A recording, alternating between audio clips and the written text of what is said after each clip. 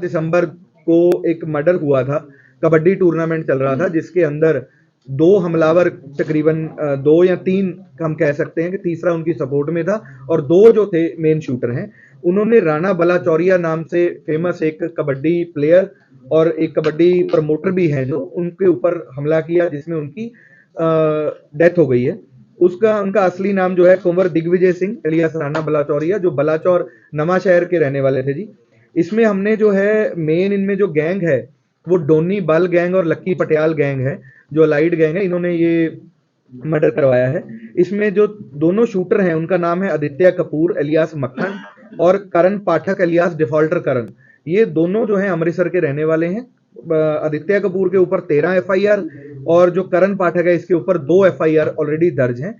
तो इनका जो ये डोनी बल और लक्की पटियाल गैंग के इशारे के ऊपर ये मर्डर जो है एग्जीक्यूट किया गया। तो रीजन क्या है? रीजन इसमें जी कबड्डी को डोमिनेंस है। जो ये राणा बलाचौरिया है ये करीब माना जाता था जग्गू भगवानपुरिया के, तो उसके संदर्भ में ये मर्डर हुआ है। तो सिद्धू मूसेवाला पे जो बम्बिया गैंग की इमीडिएटली इस इंसिडेंट के बाद पोस्ट आ गई थी, इसको आप कैसे देखते हैं? क्या उसी मामले से जुड़ा है? नहीं, ये उसी मामले से जुड़ा हुआ था, उसी लिए उन्होंने जिम्मेदारी ली थी भी हमने करवाया है ये मर्डर इस तरह से।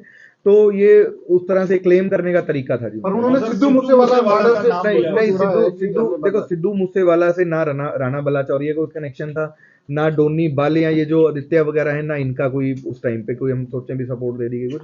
वो एक बड़े नाम को क्लेम करके एक सेंसेशनाइज बनाने के लिए कि हमने जो उसका बदला ले लिया फलाने को, वैसा कुछ नहीं है। ये कबड्डी को लेके सिंपल एक वो लड़ाई। सर जो सोशल मीडिया पोस्ट है उसमें कहा है कि जो हमलावर थे जिन्होंने हत्या की थी उनको शेल्टर दिया था, रुकने की ठहरने की जगह दी राणा बलाचौरिया। ये मैं आपको पहले भी बता चुका हूँ भी ऐसा कुछ नहीं है, इन्वेस्टिगेशन में भी नहीं आया ना है। वो सिर्फ एक अपने एक तरह का एक मर्डर है, किसी की जान गई है, उसको एक गैंगस्टर जस्टिफाई करने के लिए कि जी मैं एक सिंगर के नाम के साथ जोड़ दूंगा तो लोग मुझे अच्छा समझेंगे कि जी मैंने एक अच्छा कार्य किया है, ये उसके लिए किया गया। बट ये एक प्योरली कबड्डी के लिए जो है बिल्कुल हत्या की उसके लिए ये बिल्कुल इसमें पैसे की इन्वॉल्वमेंट नहीं। वो तो पैसे देखो, गैंगस्टर की जो मेन मोटिवेशन हमेशा होती है वो पैसा ही होता है।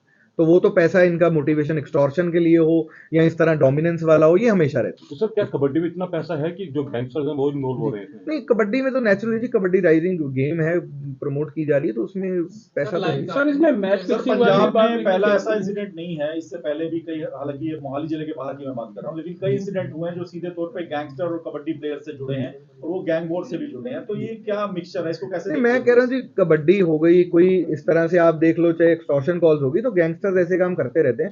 लेकिन पुलिस का इनके ऊपर पूरा कंट्रोल है। आप जो वारदातें पुरानी की बात कर रहे हैं वो भी हमने सारी ट्रेस करी और हम इसको भी ट्रेस करके इन बंदों को जल्दी से जल्दी will bring them to justice.